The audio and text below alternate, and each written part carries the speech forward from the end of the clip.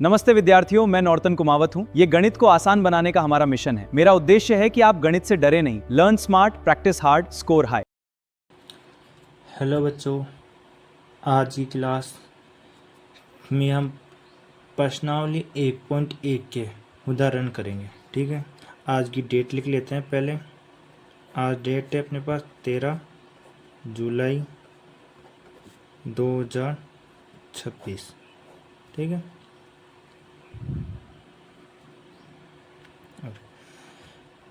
प्रश्नावली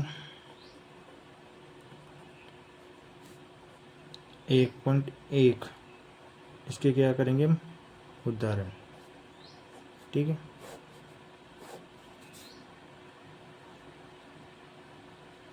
उदाहरण नंबर 1 मैं एक बार क्वेश्चन उतार लेता हूँ, फिर आपको दिखाता हूँ। मैंने क्वेश्चन लिख लिया है, मतलब उदाहरण नंबर 1 लिख लिया है। जांच कीजिए कि क्या किसी प्राकृत संख्या n के लिए संख्या 4 की पावर n अंक 0 पर समाप्त हो सकती है। यह हमें सिद्ध करना है, मतलब जांच करनी है। कैसे करेंगे वो देखते हैं, तो हल करते हैं। माना कि 4 की पावर n अंक 0 पर समाप्त होती है, समाप्त होती है। अपन ये क्या करेंगे, पहले मान लिया है अपन ने, जहाँ क्या है अपने पास n है ना, जो बिलोंग्स टू n है, मतलब कि कैपिटल n है, स्मॉल n प्राकृत संख्या है। अब देखो, अतः 4 की पावर n 5 से विभाज्य है, 5 से विभाज्य होगी। मतलब मैं मानता हूँ कि यदि 4 की पावर n है, मैं 5 से विभाजित करूँगा तो 0 पर समाप्त होगी। तो अब मैं क्या करता हूँ, यदि 4 की पावर n है तो इसको विभाजित कर रहा हूँ। अब परंतु मेरे को यहाँ से पता चल रहा है कि 4 के अभाज्य गुणनखंड, 4 के अभाज्य गुणनखंड, अभाज्य गुणनखंड क्या है अपने पास, 4 बराबर 2 गुणा 2 अभाज्य गुणनखंड है।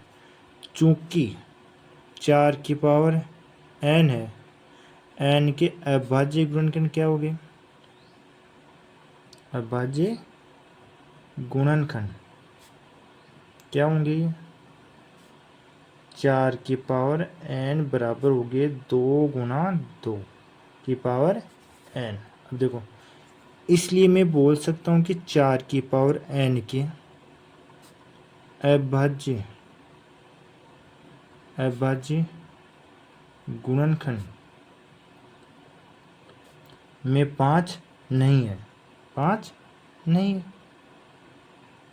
यदि 4 के गुणनखंड में 5 नहीं है, इसका मतलब क्या होगा, इसलिए चूंकि संख्या 4 की पावर n अंक 0 पर समाप्त नहीं हो सकती, समाप्त नहीं हो सकती, क्योंकि इसका कारण है, क्योंकि किसी भी संख्या का इकाई अंक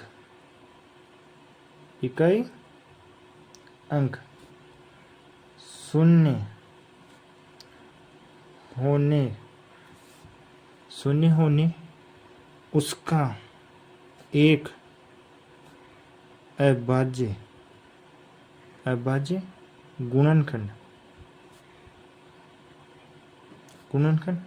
2 गुणा 5 होना चाहिए। यदि किसी संख्या का इकाई का अंक शून्य होने का मतलब है कि किसी संख्या, मतलब उस संख्या का एक अभाज्य गुणनखंड 2 गुणा 5 होना ही चाहिए। यदि 2 गुणा 5 नहीं होता है तो वह 0 पर समाप्त नहीं होगी। इसका मतलब कि ये अपन को क्वेश्चन दे रहेगा ये कभी भी जीरो, मतलब 4 की पावर n कभी भी जीरो पर समाप्त नहीं हो सकती है। ठीक है बच्चों, अब अपन क्वेश्चन नंबर मतलब उदाहरण नंबर 2 करते हैं। मैं एक बार उदाहरण नंबर 2 को उतार लेता हूँ, फिर इसका सॉल्यूशन करेंगे। देखो उदाहरण नंबर 2 क्या है अपने पास, संख्याओं 6 और 20 के अभाज्य गुणनखंड विधि से एचसीएफ और एलसीएम ज्ञात कीजिए। 6 और 20 का अभाज्य गुणनखंड विधि से अपन को क्या ज्ञात करना है, एचसीएफ और एलसीएम। देखो इसका उत्तर करते हैं। देखो मैं क्या करता हूँ, पहले 6 के अभाज्य गुणनखंड, 6 के अभाज्य गुणनखंड क्या होंगे अपने पास, 2 गुणा 3। ठीक है, मतलब 2 की पावर 1 और 3 की पावर भी 1। अब देखो 20 के अभाज्य गुणनखंड, 20 के अभाज्य गुणनखंड क्या होंगे, ये होंगे 2 गुणा 5। यहाँ पर 2 की पावर 2 लिख दूँ और गुणा में 5। ठीक है, अब देखो आगे से तौर से ये पेज खत्म होने वाला है, तो नेक्स्ट पेज पे आगे का काम कर। अब देखो आप उनको क्या क्या निकालना है, एक तो एचसीएफ और एलसीएम। देखो एचसीएफ कैसे निकालते हैं वो लिख देता हूँ, थोड़ा सा बता देता हूँ कैसे कैसे निकालते। देखो थोड़ा सा बता देता हूँ, दोनों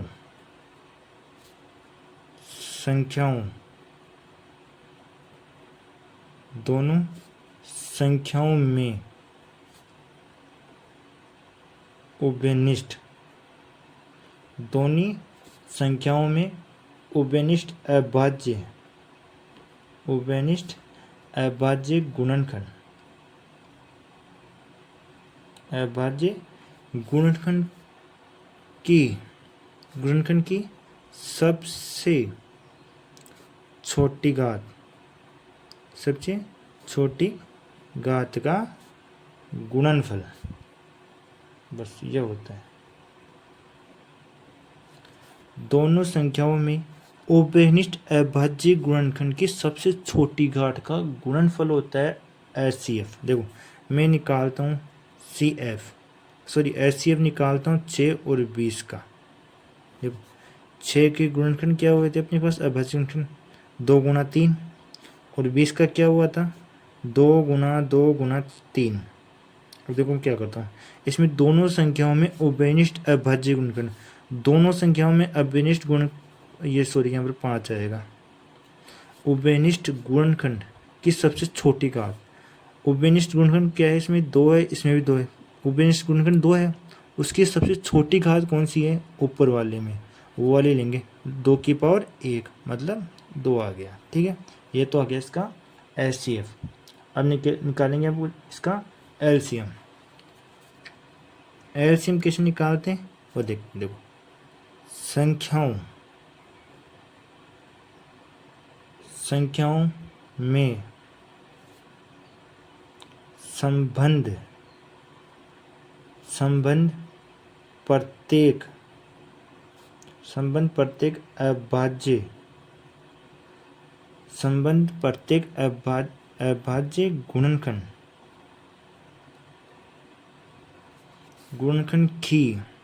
गुणनखंड की सबसे छोटी घात, सबसे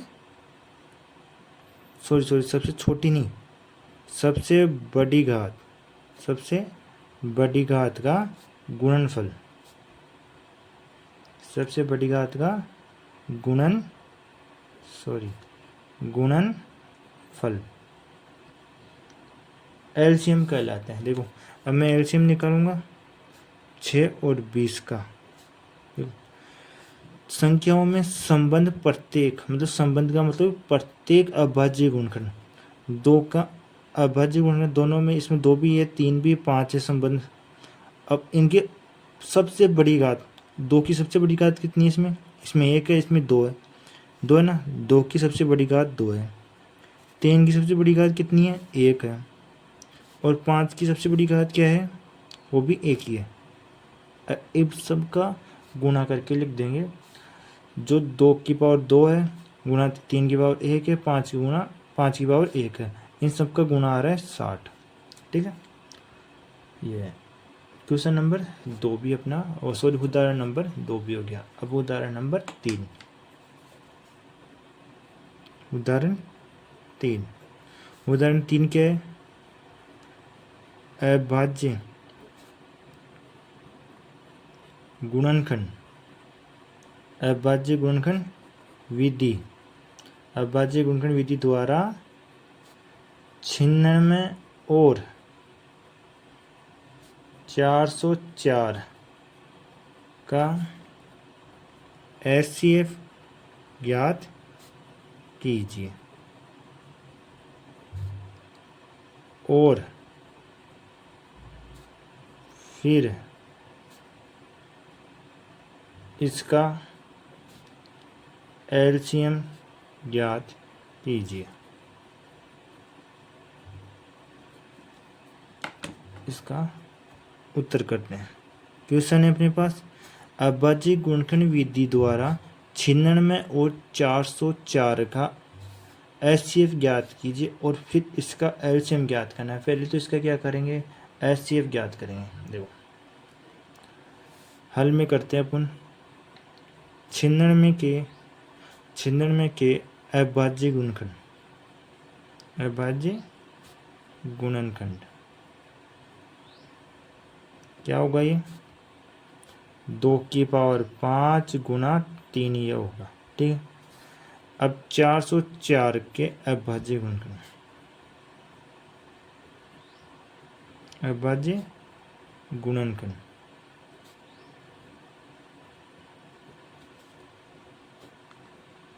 2 की पावर 2 गुणा 101। किसी को अभाज्य गुणनखंड निकालना नहीं आता है, इसकी भी मैं एक क्लास अपलोड कर दूंगा, वहाँ से आप देख लेना, प्लेलिस्ट में मिल जाएगी। इसका अपन को क्या निकालना है? HCF किसका? 96 का और 404 का।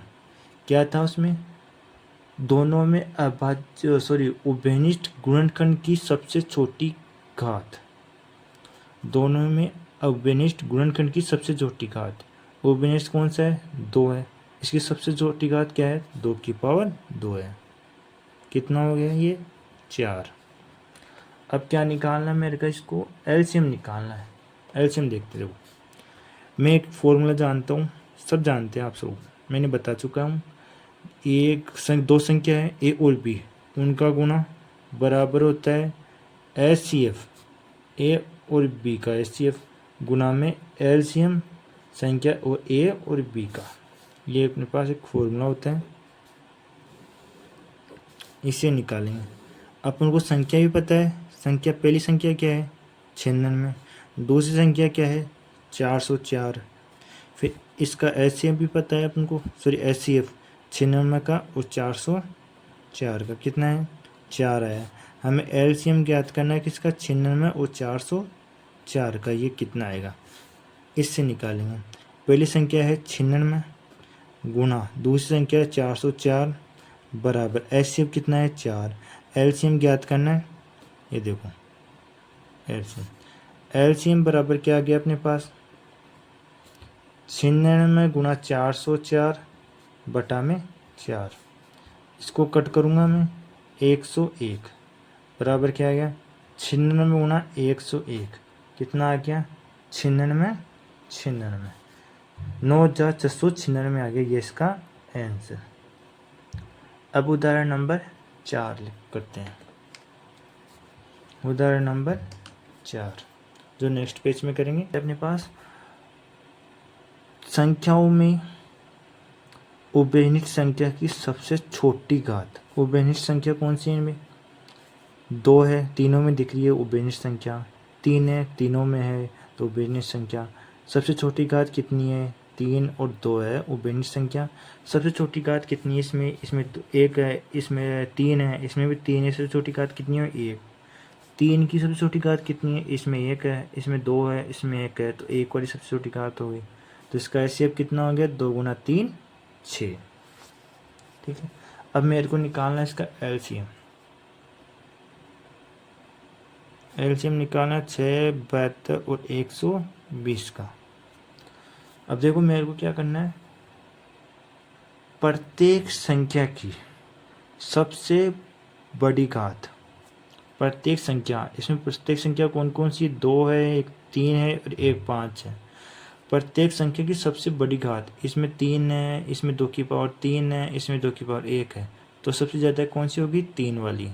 अब 3 दिख रहा है, इसमें भी 3 है, इसमें भी 3 है, इसमें भी 3 है, सबसे अधिकतम पावर किसकी, इसकी है, तो 2 ले लेते हैं सबसे अधिकतम पावर। 5 की अधिकतम पावर किसमें, इसमें नहीं है, इसमें भी नहीं है, इसमें है, कितनी है, 1 है। अब इन सबका गुणा कर लेते हैं, जो जाएगा अपने पास 360। यहाँ पर इसका आंसर खत्म। हम इस क्वेश्चन में हम उनको निकालना था एचसीएफ और एलसीएम निकालना था, दोनों निकाल लिए। यहाँ पर क्वेश्चन खत्म। आज की क्लास यहीं पर एंड करते हैं। नेक्स्ट क्लास में अपन करेंगे प्रश्नावली 1.1 के question. Thank you, bye bye.